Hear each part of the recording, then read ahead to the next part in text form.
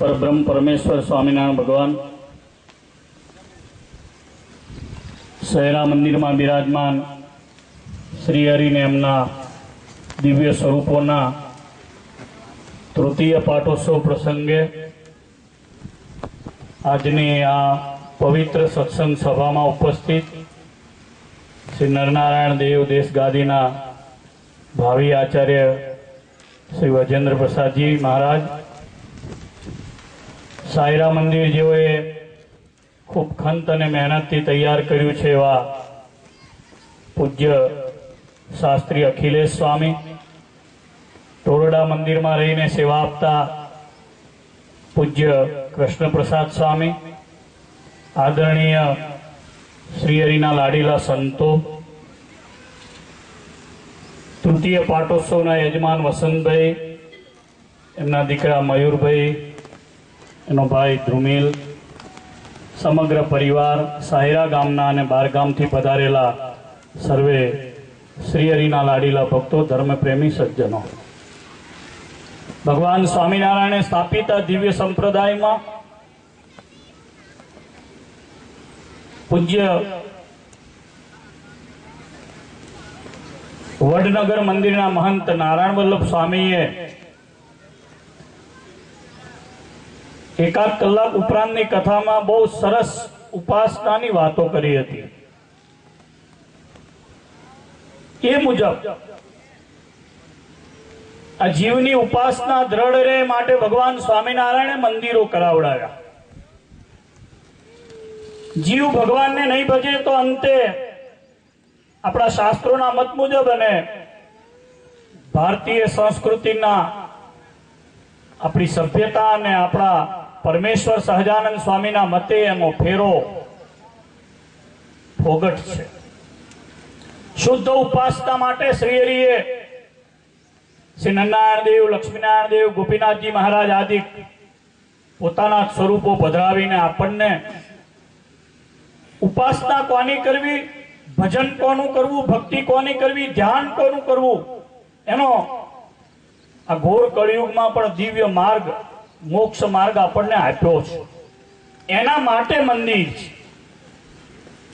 अने श्री हरिए पोते जारे पोते हयात हता त्यारे पण मोटा महामंदिरो बंधावरावी, परमेश्वरना पोताना स्वरूपो पधरावी अने ए मार्ग ने शुरू कराव्यो तो ए मार्गे चाली अने संतो आ गाममां तो पहेला स्वामीनारायण भगवाननुं मंदिर नहोतुं, परंतु पहेला 3 वर्ष पहेला पूज्य अखिलेश स्वामीए घणा वर्षोनी मेहनतना अंते आ गाममां रूडું રૂપાળું સરસ મજાનું મહારાજનું મંદિર તૈયાર કર્યું અને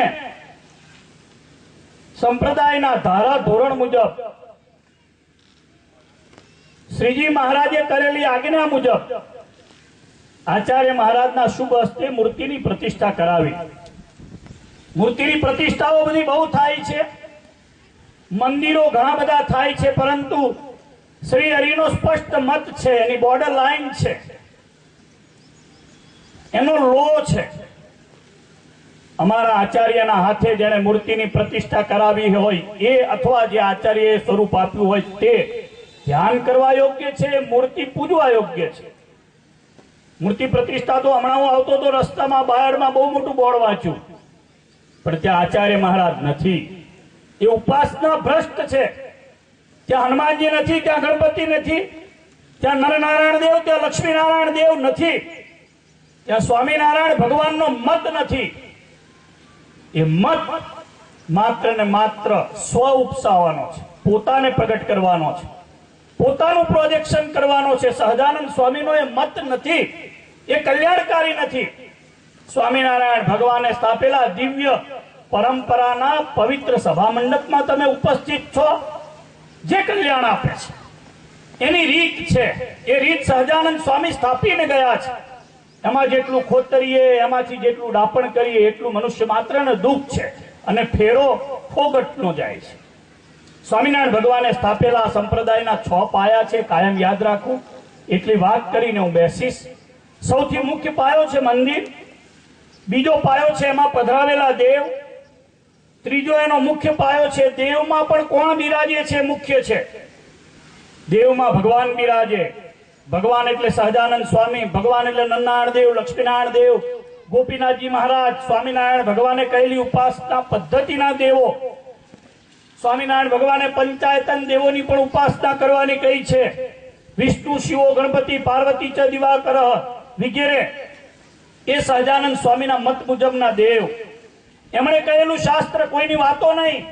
એમણે કહ્યું છે શ્રીમદ ભાગવત, એમણે કહ્યું છે વિષ્ણુ સહસ્ત્ર નામ, એમણે કહી છે શ્રીમદ ભગવદ ગીતા, એમણે કહી છે વિદુર નીતિ. આ બધા શાસ્ત્રો 8 શાસ્ત્રો, વેદાશ્ચ વ્યાસ સૂત્રાણી શ્રીમદ ભાગવતાભિધમ, જે શિક્ષાપત્રીમાં લખ્યા છે 8 શાસ્ત્રો. અને સ્વામિનારાયણ ભગવાને પ્રમાણિત કરેલા જે સદગ્રંથો છે, સત્સંગી જીવન, સત્સંગી ભૂષણ, શિક્ષાપત્રી, વચનામૃત, ભક્ત ચિંતામણી વગેરે આ શાસ્ત્રોથી જીવનું કલ્યાણ છે, જેમાં પરમેશ્વરના લીલા ચરિત્રો છે. પરમેશ્વરના લીલા ચરિત્રો વિના જીવને શાંતિ થતી નથી. કોઈની વાતોથી ક્યારેય ભરમાઈ અને કોઈની વાત વાંચીને વાતના ઉપદેશથી જઈ અને અન્ય કોઈનું ધ્યાન, પૂજા, ઉપાસના કરવાથી જીવ ભ્રષ્ટતાના માર્ગે જાય છે. એટલે શાસ્ત્ર પહેલા નંબરે મંદિર, બીજા નંબરે દેવ, ત્રીજા નંબરે શાસ્ત્ર, ચોથા નંબરે આ સ્થાન પર વિરાજમાન આચાર્ય મહારાજ. એના હાથે ગુરુમંત્ર લેવો, દાદીવાળાના હાથે બહેનોએ ગુરુમંત્ર લેવો, એમના સંતો, એમના દીક્ષિત સંતોના હાથે કંઠી પહેરવી.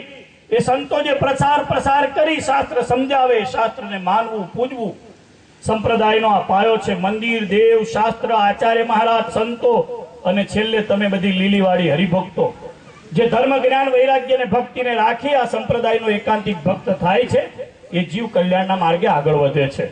હું આશા રાખું છેલ્લા 3 વર્ષમાં આ ગામમાં ઘણા બધા હરિભક્તો થયા છે. વિશેષ પૂજ્ય સ્વામીના યોગે અને નન્નારાયણ દેવની ગાદીના આશ્રિતો બનીને હરિભક્તો થશે.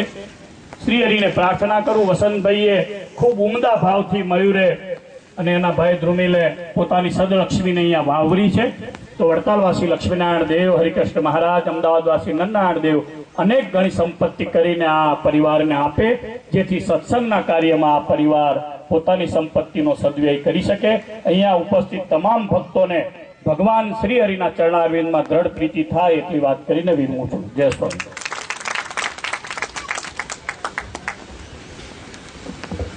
આભાર પૂજ્ય નવતમ પ્રકાશદાસજી સ્વામી. પૂજ્ય સ્વામીની સાથે આ ગામને તો વર્ષો જૂનો નાતો છે, એટલે સ્વામી આમંત્રણને માન આપીને સ્વામી પધાર્યા છે. ભક્તો એક જાહેરાત છે, આગામી ગોપાલલાલજી હરિકૃષ્ણ મહારાજ ટોરડા ધામ એમનો પાટોત્સવ, એના યજમાન પણ આજ ગામના છે. અક્ષર નિવાસી ભાવનાબેન દિનેશભાઈ હસ્તે ડોક્ટર અંકિતભાઈ પટેલ અને દિનેશભાઈ મણિભાઈ પટેલ જો સાયરાના છે, એમના તરફથી આગામી ગોપાલલાલજી હરિકૃષ્ણ મહારાજ